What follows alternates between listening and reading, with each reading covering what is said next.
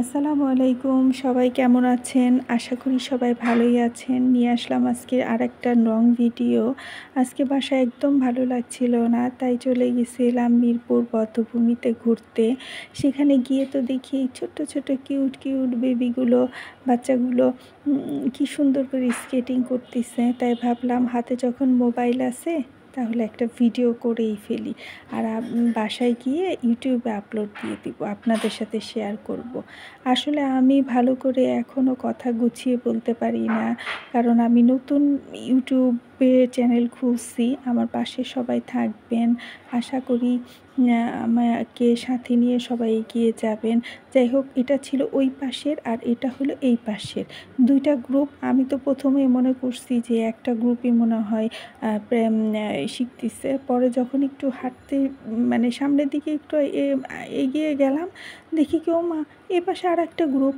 আমি বলি কি বাবা! ভালোই তো দুই পাশে ২ টা গ্রুপ।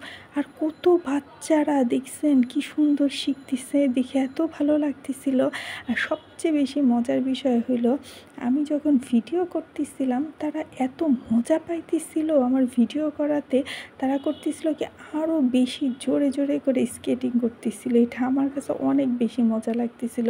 আর এই গ্রুপের মধ্যে এত পিচ্চি কিউট বাচ্চাগুলো ছিল।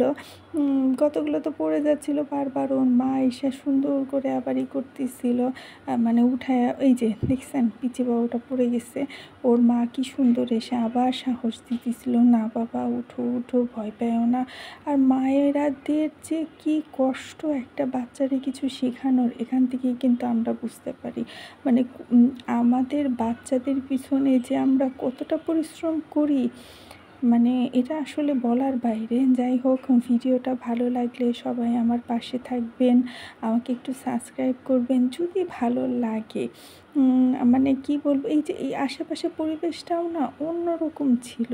অনেক গরমও ছিল, কোনো বাতাস ছিল না, এটাও ঠিক। কিন্তু ভালো লাগতেছিল পরিবেশটা। আসলে মনটা অনেক খারাপ ছিল, ওইখানে গিয়ে মনটা ভালো হয়ে গেছে। আমাদের সময় তো মোবাইল ছিল না। বাড়ির প্রতিবেশীদের সাথে ঘুরে বেড়াইতাম, কিন্তু ঢাকা শহরে এমন একটা অবস্থা যে কারোর সাথে কেউ কথা বলে না, কোনো প্রতিবেশীর সাথে কেউ মিশতে চায় না। এটা আসলে কেমন যেন, আমরা যখন ছোট ছিলাম তখন সবাই সবার সাথে মিশতাম। এলাকার মধ্যে দাঁড়িয়া বান্ধা, বউচি, কত ধরনের খেলা খেলতাম। এইগুলো আমাদের সময় ছিল না। আর আমাদের বাচ্চারা এইগুলো এইগুলো ছাড়া এখন আর আমাদের বাচ্চাদের কোনো উপায়ও নাই। যাই হোক, নিশ্চয়ই আমার এইসব বকবক শুনতে আপনারা বোরিং হয়ে গেছেন। কী আর করব বলেন? একটু তো বকবক করতেই হয়। মানে আমি আসলে কি বলবো আমি নিজেও বুঝতে পারতেছিলাম না। ঠিক আছে, আমার ভিডিওটা যদি ভালো লাগে, এই যে আকাশের উপর দিয়ে আবার একটু পাখি যাচ্ছিল, ভাবলাম একটু ভিডিও করে নেই। আবার স্কেটিংয়ে ফিরে আসলাম। এই মেয়েটা যে কী দ্রুত, মানে ওর এনার্জি দেখে আমি অবাক হয়ে গেছি। আর সবচেয়ে বেশি অবাক লাগছে আমার একটা জিনিস, সেটা হলো এই বাচ্চারা এত গরমে এত এনার্জি নিয়ে মানে স্কেটিং করতেছিল ওরা। আমার খুবই ভালো লাগতেছিল দেখে। মানে আজকালকার বাচ্চাদের তো কোনো এনার্জিই নাই। তারা একটু খেললে, একটু কাজ করলেই হয়রান হয়ে যায়। তো আমি এখানে যেয়ে শুনলাম এরা নাকি আসরের আগে আসছে, মাগরিবের পরে যায়। তো অনেকটা সময় তো এরা প্র্যাকটিস করে, তাহলে তো ওদের অনেক পরিশ্রম হওয়ার কথা।